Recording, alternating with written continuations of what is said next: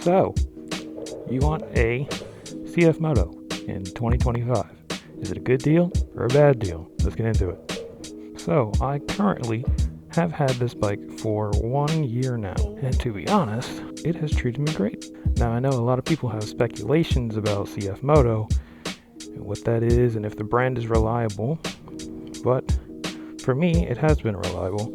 So today, in this video, I just want to go over some pros and cons, and some things about this bike that I like, that maybe you didn't know about. So, from factory, this bike comes with about 50 horsepower. It is very beginner friendly. You can't really go too wrong getting a bike with low power like this. But there are many beginner bikes out there, and honestly, I think this is probably one of the best ones that you can buy. So, let's start with the cons, I guess. Things that I don't like about this bike after having it for about a year. So, the first thing I guess I'll say was probably the seat. Now, at the time when I had the original seat, I did not know that it was not great. But ever since I upgraded to this one, which is a bigger, taller seat than this one, has cat prints on it, but this seat isn't as squishy as this one is. And me being a taller person, I'm about 5'11", so my feet were pretty scrunched when I was sitting on the bike. But now, with this raised seat, it's a lot more comfy. My back doesn't hurt as much. Bumps, you barely feel bumps anymore. So in my opinion, this seat is honestly a must-have. Second con would probably be the tires. The stock tires, I know a lot of people say that the stock tires are trash, and I think they are. So I upgraded to these Michelin Power 6s, a lot better. So as far as cons, yeah, I think that's my only cons. Can't really think of anything else. So the pros. What are the pros of buying a bike like this? Pro number one, as you can probably see, this bike is not stock, not anything crazy, but a lot of these parts on here are from AliExpress, such as these bar ends, these brake and clutch levers, these winglet mirrors, which swivel, these fake carbon winglet things. Got these from Amazon, frame sliders. Got these from AliExpress, because before it's just a hole that goes through, so these are like plugs. It's whatever. Got these black rear sets from AliExpress. Got tank grips, fake carbon fiber gas tank thingy, fake carbon here, double bubble windscreen, some wheel stickers, a little 40 sticker, my seat that I was talking about, my KO Lightning exhaust, which I do have another exhaust I just haven't put on yet, which is this Austin Racing, which will look pretty good with the bike. This fender eliminator kit on here, it's pretty cool. This lights up. So another pro would be the LED headlights. They do a nice display when you turn the bike on. Yeah, pretty cool. This bike also comes with Brembo brakes, which they're good. It is single. It is only a single-sided brake caliper. There's none on this side. Just one single. Works great. Works fine. I have no problems. What are you doing? Hi. This bike actually comes with its own app. So within this app, you can see how much fuel you have. It shows you where your bike is located and everything. It gives you a little thing here for how long you rode. I think it goes by every month. Like last time I rode was on the 25th.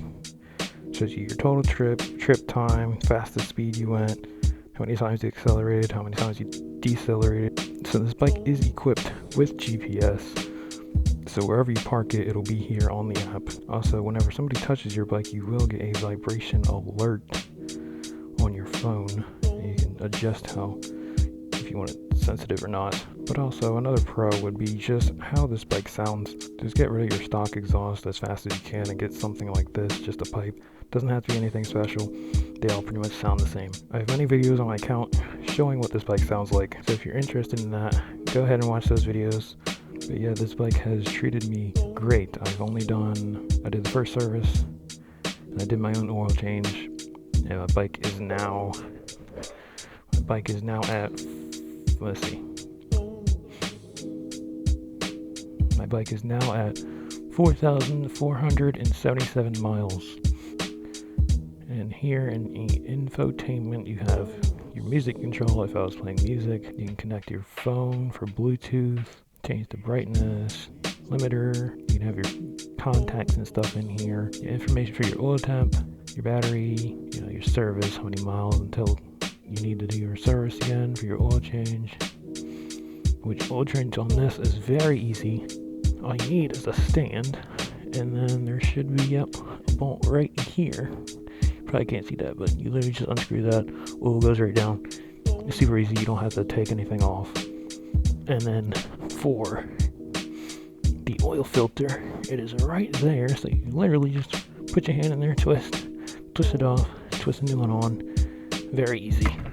So, yeah, I guess that's it. I bit the bullet and bought a bike that nobody really has, especially around here. I have not seen another one yet. And if y'all have seen my videos, I beat on this bike. I'm not scared to redline all the time, anywhere. And so far, I've not had any issues with it yet. So, yeah, I think CFMOTO is going to be pretty big in the next 5 to 10 years. I know they have the new 675 out right now, so that's another bike. Oh, another con about this bike. So, for whatever reason, I have heard, the only bad thing that I have heard is that the rear brake will lose pressure, which on mine it has done that, but I don't know if that's because I did change these and now it's like shifted over. But I have heard that the rear brake will lose pressure. I guess you just have to bleed your brakes again and it'll come back, but that's literally the only thing I've heard that's kind of like universal with all these bikes, is that your rear brake will kind of lose power. But I'm sure it's just a simple fix. But yeah, this bike gets a lot of attention. I think it is a very, very beautiful bike. And for only you could probably get one of these for like $5,400. Yeah, I think it's a good buy. Another thing, insurance. Please make sure that you look at some insurance quotes before you get this, because when I was looking before I got mine, now I have like a perfect record. I don't have any speeding tickets or anything. And I'm also, at the time I was 24, I'm 25 now, but a lot of companies were charging me like $16,000 a year for this. That's 3 times the value of the bike every year. That is ridiculous.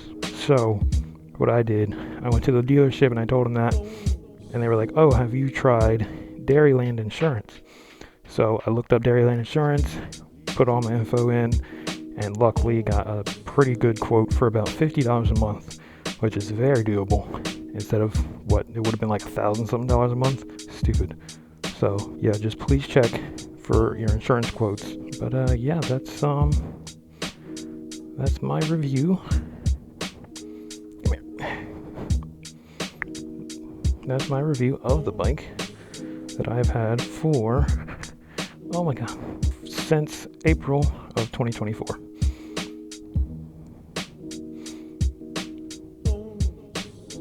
I think Storm likes it. He doesn't. I lied. Anyway, thanks for tuning in.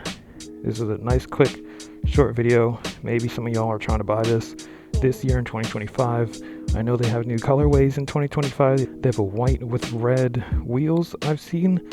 That probably looks good. But yeah, if you're on the fence about getting this over a Ninja 400, Yamaha R3, RS660, R7, even though those are like double the price. But this is also a good option too. So yeah, thank you guys for watching, and I'll catch y'all in the next one. Peace.